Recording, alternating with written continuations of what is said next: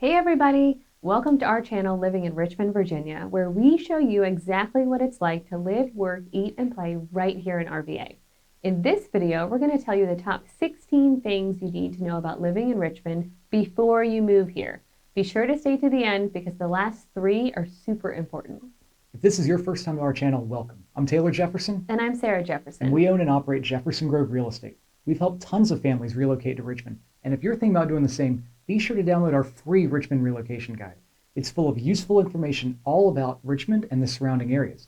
The link is in the comments below and on our banner image.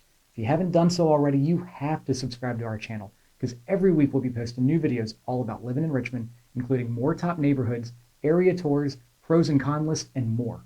Now, with all that being said, let's start with the very first thing you need to know about living in Richmond. First, let's start with the clarification. When someone says Richmond, they don't necessarily mean Richmond City. There's so much more to Richmond than just the city, which is why they probably mean Richmond and all the surrounding areas.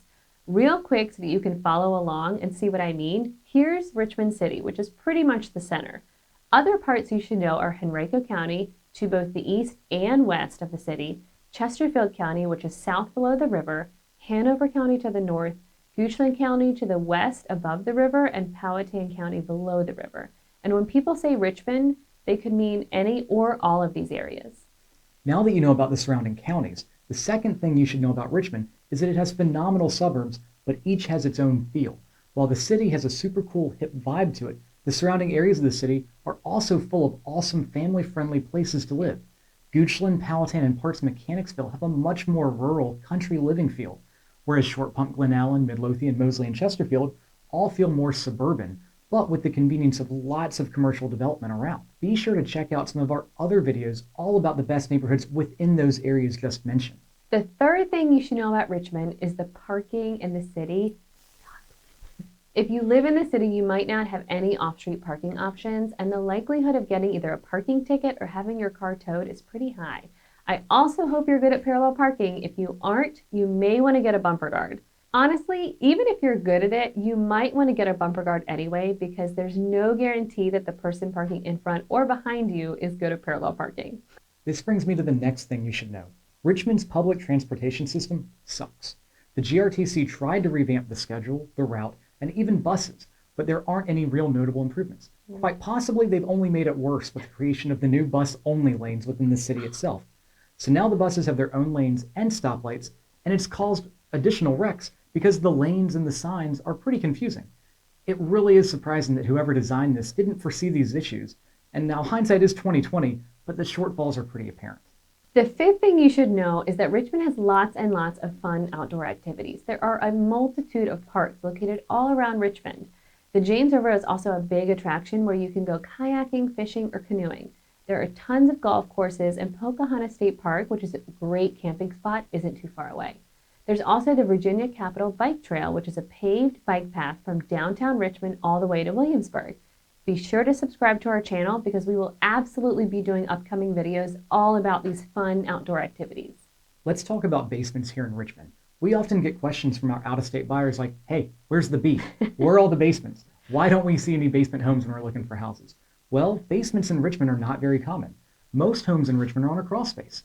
If the house does have a basement, it can be one of two things. One, the lot could suck and it's like a ski slope in your own backyard. Or two, if it's an older home, just go ahead and assume the basement floods. It's easier to have this expectation than to be surprised when it does flood. Now, some newer construction homes do have basements, but that takes me back to one, where the backyard probably has a slope. That's not to say it's impossible to find a house with a basement that doesn't flood and the lot doesn't suck. Just don't expect to find many. The next thing for us to mention is safety. Overall, Richmond has become much safer than it used to be, and some of the areas where I was warned about in college not to go are now some of the coolest spots in Richmond to visit. That being said, there are still places within the city that I might not venture out to past midnight. Not that I even could go out that late anyway because I'm a dad now, but it's still a good rule of thumb that the suburbs are pretty safe and the city's pretty much fine during the day. Check out neighborhoodscout.com for a crime map of the city and the surrounding counties. Number 8 is that there are age-specific things to look out for when shopping for a home, and Richmond is no stranger to some of these items. The first is polybutylene piping, which was used in the late 80s and early 90s instead of copper piping. This type of piping is known to fail around the connections. Now, there's almost an entire decade worth of homes built with this, so it's not always possible to avoid. What you should know is that the most important thing is to get a homeowner's insurance policy that covers it. It will probably be about 40 to 50% more expensive policy premium than an exact same house without polybutylene piping. Another item to look out for is hardboard siding, also known as masonite. This is a very high maintenance siding that is basically made from compressed wood fibers and glue. You will have issues with the water and moisture causing damage to this type of siding. And the entire point of exterior siding is to protect the home from those elements. So either budget annual upkeep or replacement if you see a home with hardboard siding. And please note, HARDIPLANK is different than hardboard. HARDIPLANK is awesome. If you're unsure, be sure to ask us which is which. Now, onto the highways, which is the 9th thing you should know about Richmond before you move here. Overall, we don't have terrible traffic, but Highway 95 is probably the worst offender, especially as you either head north and also right around its merge with Highway 64 and the Downtown Expressway. And Highway 895 to the east is a budget breaker at almost $5 a trip for the toll. Definitely avoid that one if possible. Before you move to Richmond, you should reach out to a lender. That's the 10th thing you need to know. You want to make sure, 1, you can qualify for a loan, and 2, make sure that your budget will be in line with reality. Additionally, let's say your move also involves a job change. You'll want to ask if you qualify for a loan, because if not, you'll probably need to find a rental instead of shopping for a house. Sometimes job changes/career changes are no problem for a lender, and other times they are, so it's important to ask beforehand. Usually it isn't an issue so long as the new job is within the same line of work you were doing at your previous company, but there are always exceptions, so be sure to ask. Speaking of jobs, if you're looking for new opportunities, Richmond has tons of top employers located throughout the area. There are even some Fortune 500 companies headquartered here in Richmond. VCU Health and Capital One both have a huge presence in Richmond, and they're almost always hiring. So if you're looking to make all the life changes at once, new job and a new location, Richmond might have what you're looking for. Okay, so I want to tell you about the best school systems in Richmond. For the most part, all the suburbs have really great schools, but some of the highest rated school systems are in Short Palm, Glen Allen, and Midlothian. Definitely spend some time on greatschools.org and check out any areas you're interested in to see for yourself. Okay, this one's both good and bad. The food and craft beer scene here is amazing. So number 13 is you might gain some weight when you first move to Richmond. We're sorry about that. Richmond's quickly becoming a foodie's paradise. There are lots and lots of small, independent restaurants located throughout Richmond. Some of our favorite places are Fat Dragon, Wild Ginger, Red Salt, and Plaza Azteca. Yes. Leave us a comment with your favorite style of food, and we'll let you know what places you should check out. And there are too many breweries to even attempt to list. Be prepared to ingest some delicious, empty calories, give our best breweries in Richmond videos some love, and check out one of them in person for yourself.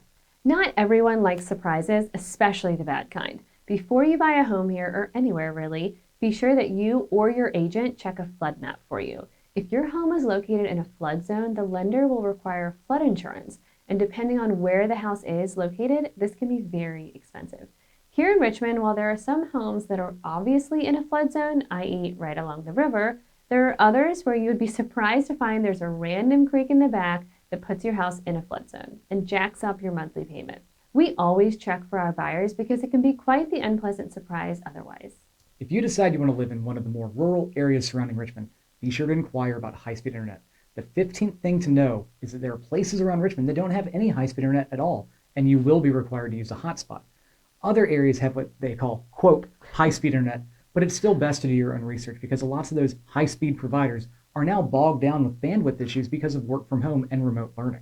The last thing you need to know, especially if you're moving from out of the area, is that the Richmond home buying process might be different from the home buying process in your locality in ways that might surprise you. What feels normal to local home buyers here could feel very strange for non-Virginians. The home buying process in Richmond is finding a home, submitting an offer, then doing all the due diligence after the contract is signed. Also, the upfront deposit, aka the earnest money deposit, is held in escrow by either your attorney or your broker and not the seller. It's also refundable so long as you don't breach the contract. If you have any questions about the home buying process here in Richmond, or if you're thinking about relocating to Richmond, be sure to give us a call. We've helped tons of families relocate to Richmond, and we can make your move stress-free and easy. Thank you to everybody who has reached out to us so far. We appreciate your support. Thank you so much for being here with us today, and we'll see you next time. Bye.